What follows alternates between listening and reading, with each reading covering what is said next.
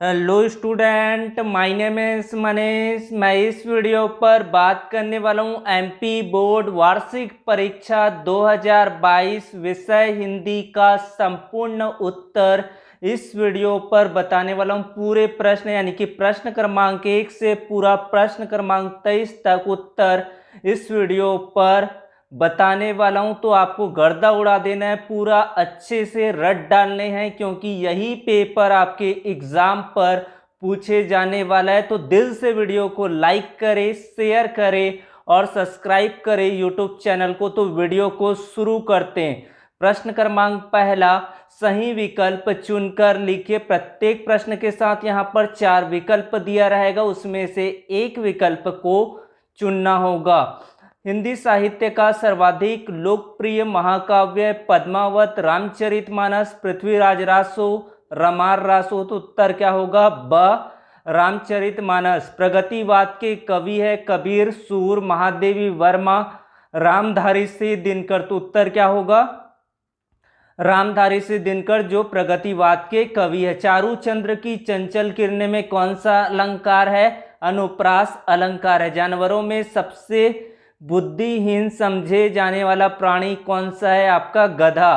वर्गों के सार्थक योग को क्या कहते हैं? शब्द कहते हैं। छठा प्रश्न है, माटी वाली को शहर से अपने गांव पहुंचने में समय लगता था 1 घंटा, 3 घंटे, 2 घंटे, आधा घंटा। तो माटी वाली को शहर से अपने गांव जाने के लिए 1 घंटे का समय लगता था। रिक्त स्थान की पूर्ति करना है, खाली स्थान को भरना है। यहाँ पर ऑप्शन दिया हुआ है। डैश को हिंदी साहित्य का स्वर्ण युग माना गया है। भक्ति काल को हिंदी साहित्य का स्वर्ण युग कहते हैं। घृणा को उत्पन्न करने वाले दृश्यों का वर्णन होने पर डैश रस होता है। कौन सा रस होता है? विभत्स रस। उपमेय में उपमान का आरोप डैश अलंकार होता है। कौन सा अलंकार होता है? रूपक अलंकार होगा। जहां पर उपमेय में उपमान का आरोप होता है, रूपक अलंकार कहलाता है। बैल का स्थान गधे से क्या होता है? ऊंचा होता है। महादेवी वर्मा के बाबा उन्हें डैश बनाना चाहते थे, विदुषी बनाना चाहते थे। कमाई में प्रत्यय डैश है, तो कमाई में क्या प्रत्यय यहाँ पर?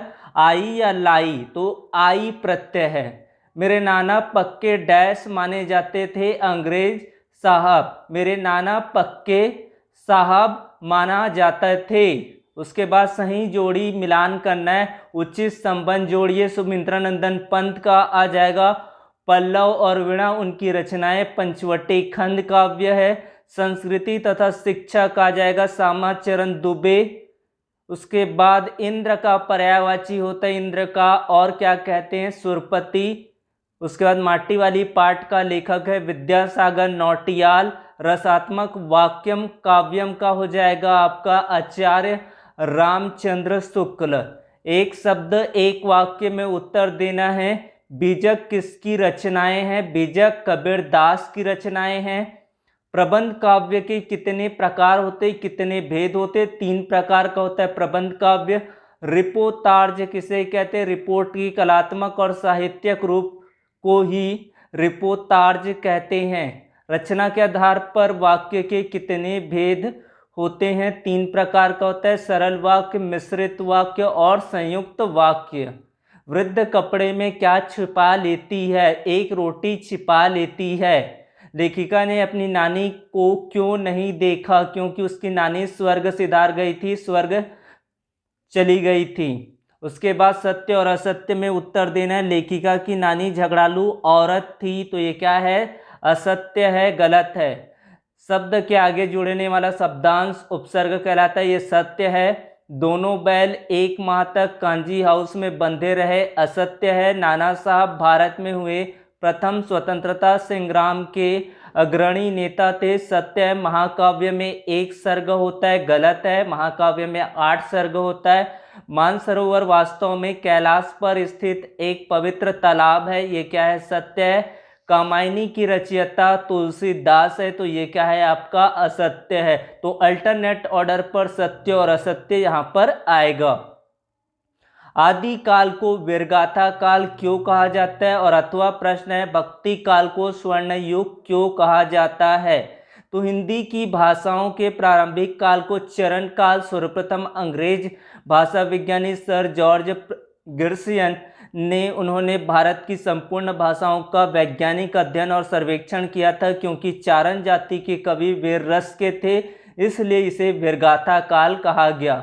नई कविता की दो विशेषताएं बताना। नई कविता के कवियों ने यथार्थ का चित्रण किया है। नई कविता जीवन के प्रत्येक क्षण को सत्य मानती है।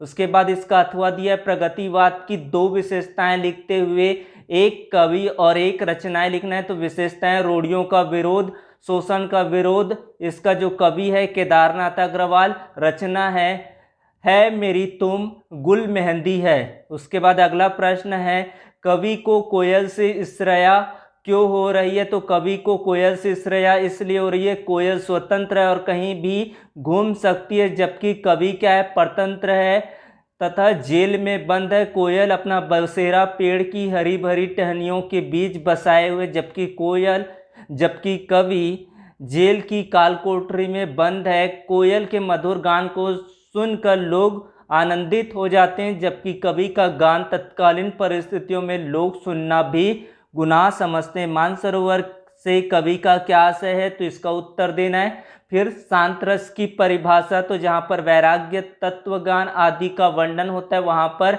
शांत रस होता है। राम नाम की लूट है, लूट सके तो लूट, अंतरकाल पछताएगा, प्राण जाएगा छूट। विभाव और अनुभाव पर 3 अंतर देना है, तो यहाँ पर आप 3 अंतर इसका देख सकते हैं। यही उत्तर आपको याद करना है। चाहे सेट कोई भी हो, डजंट मैटर नहीं करता है। आप अगर पढ़ाई अच्छे से करते हैं तो कोई भी सेट पर कैसा भी क्वेश्चन आए आप इजीली उसको सॉल्व कर पाएंगे। उसके बाद अलंकार काव्य की शोभा बढ़ाने वाले तत्वों को क्या कहते हैं, अलंकार कहते हैं। एक सिंपल आप परिभाषा दे सकते हैं।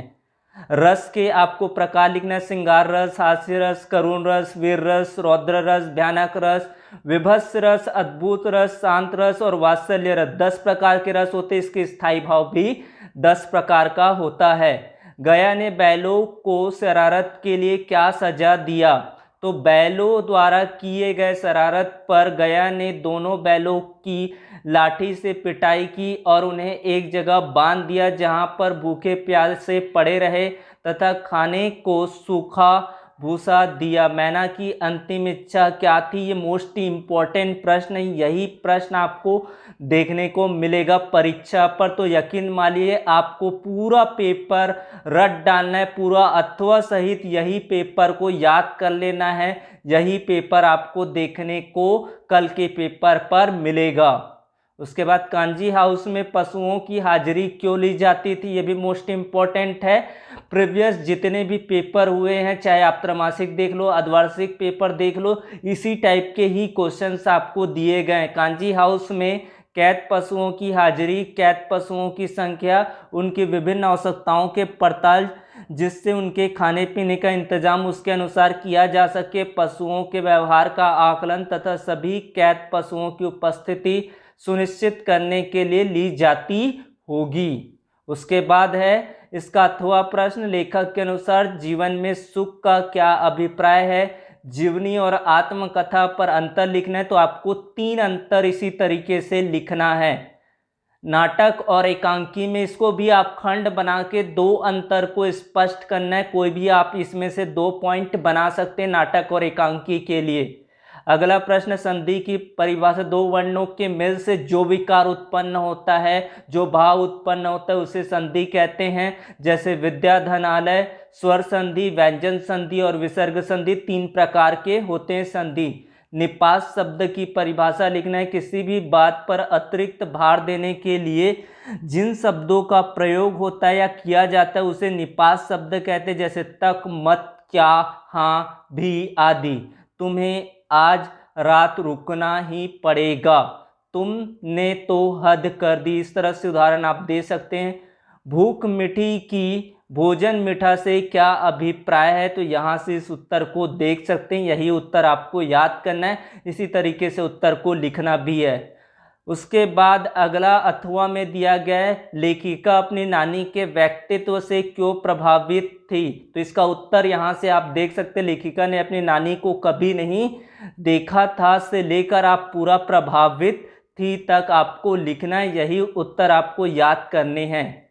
उसके बाद अगला है, महाकाव्य और खंड काव्य पर अंतर लिखना है। तो इस तरह से आप उत्तर लिखेंगे, महाकाव्य और खंड काव्य के बारे में इस तरह से प्रारंभ देवी देवताओं की आराधना होनी चाहिए, प्रत्येक सर्ग के आरंभ और अंत में नवीन छंद योजना होना चाहिए, नायक धीरादत्त होना चाहिए, अनेक छंदों का पयावक होना चाहिए, यात्रा का वर्णन, प्रगति वर्णन, नगर वर्णन होना चाहिए, दोहा छंद की परिभाषा लिखना है उदाहरण सहित। तो ये उत्तर आप यहाँ से देख कर लिखेंगे।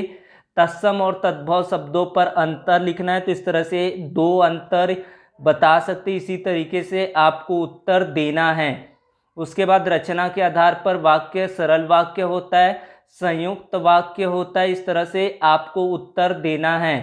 मिश्रित वाक्य, 3 प्रकार के वाक्य होते हैं। उसके बाद विद्यालय के वार्षिक उत्सव पर एक अनुच्छेद लिखना है, पैराग्राफ लिखना है। तो इस तरह से यहाँ के उत्तर, विद्यालय का वार्षिक उत्सव मनाने का समय और दिनांक निश्चित रहती है से लेकर बाधा नहीं पड़ने देता है। उसके बाद पिताजी से वार्षिक परीक्षा की तैयारी पर संवाद लिखना है। तो इस तरह से आपको संवाद को उत्तर देना है, यही उत्तर आपको याद कर लेना है।